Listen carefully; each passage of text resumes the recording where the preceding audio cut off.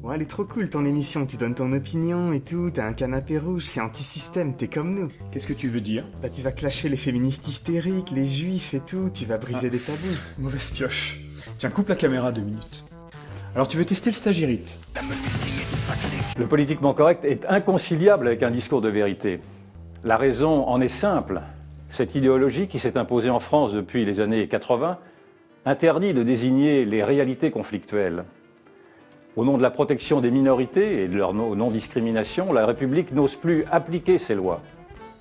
Les clandestins défilent dans les rues, le communautarisme islamique déstabilise l'école, les Roms multiplient les occupations illégales du domaine public, mais rares sont ceux qui critiquent ces comportements, de peur d'être traités de racistes.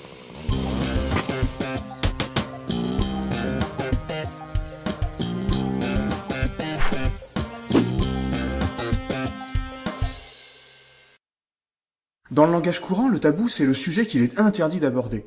La question qu'on ne peut pas poser sous peine de choquer. Parce qu'il y a toujours cette question du tabou qu'il ne faudrait pas lever. Mais un certain nombre d'intellectuels médiatiques, d'éditorialistes ou d'hommes politiques se servent du terme pour éviter le débat en disqualifiant a priori leurs adversaires. Des bien-pensants, des associations antiracistes, etc. Les donneurs de leçons. Des beaux discours, des bien-pensants qui vivent dans des quartiers bourgeois. Ces personnages, en général influents, invoquent la liberté d'expression contre une supposée tyrannie du politiquement correct, leur interdisant d'exprimer leurs idées. Il y a des choses qu'on ne peut plus dire dans ce pays.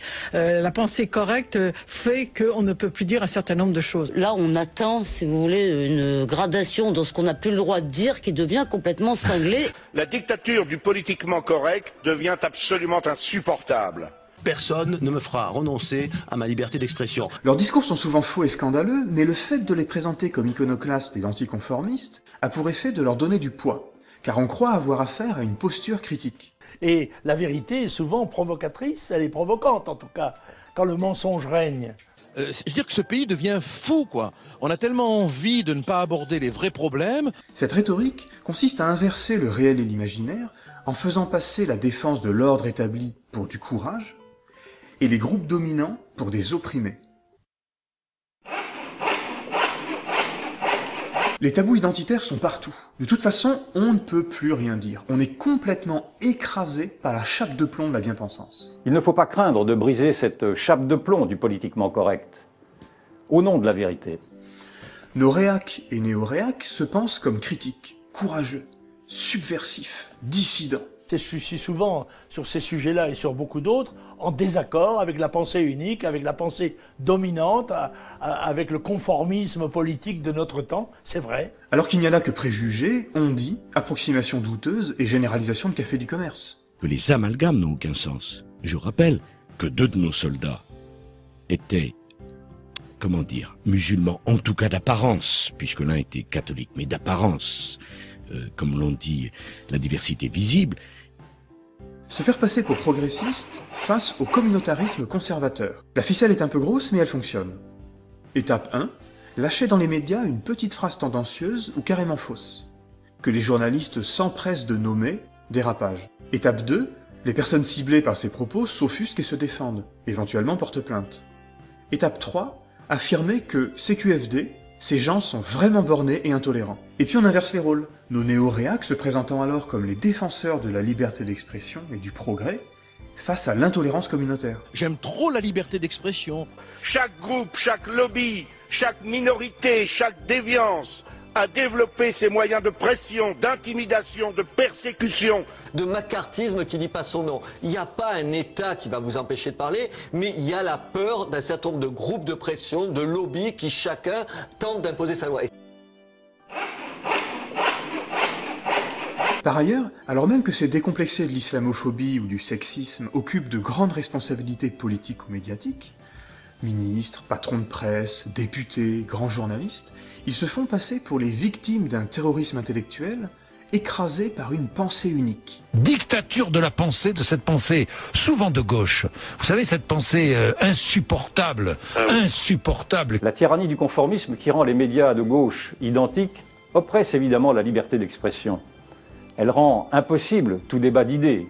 Elle abîme la démocratie. Mais c'est délirant, ils tiennent tout. Parlement, ministère, télé, radio, entreprise. Et ils veulent nous faire croire que leurs incitations à la haine sont immédiatement censurées par les gardiens du politiquement correct. Gardien de la bien-pensance, c'est ça?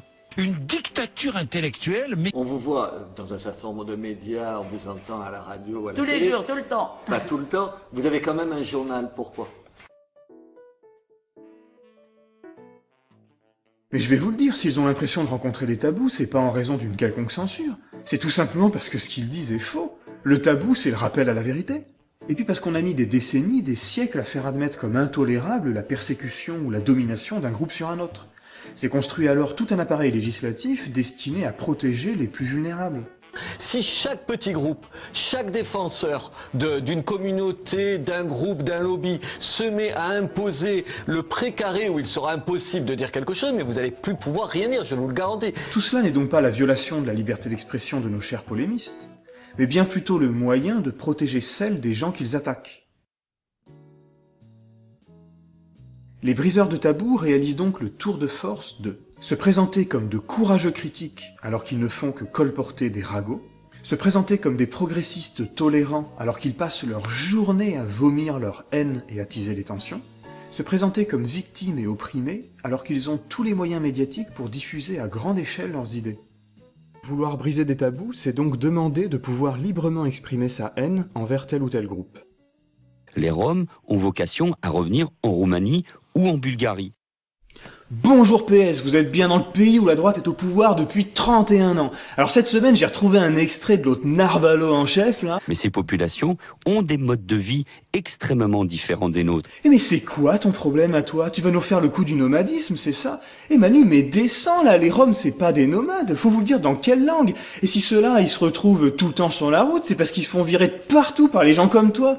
Et je sais pas, mais cherche nomade dans un dictionnaire. T'as plus aussi regarde socialisme, hein, parce que gauche, droite, toi le nomadisme c'est plutôt ton truc. Et mais tu sais quoi, t'es tellement méchant là que tu vas te retrouver à faire des duos avec Alain Soral sur son canapé rouge là, les deux sédentaires de la connerie et de la haine. Alors, remarque, vous allez vous plaire, hein, entre white, hein, entre blancos. Bon alors cette semaine j'ai pas de big up, mais je termine par la citation d'un philosophe qui disait que les apparences et les préférences ont trop d'importance, alors acceptons les différences. Donc faut vous tolérer, la bande de connards. Allez, bonne semaine de merde à vous, les copains. Il y a une grande offensive, en effet, du politiquement correct. Il s'agit tout simplement de procès en sorcellerie. J'ai rien contre ces gens, évidemment. Bon, alors comment ça s'éteint, ce truc-là? Putain, mais c'est vraiment du matos de Niakwe.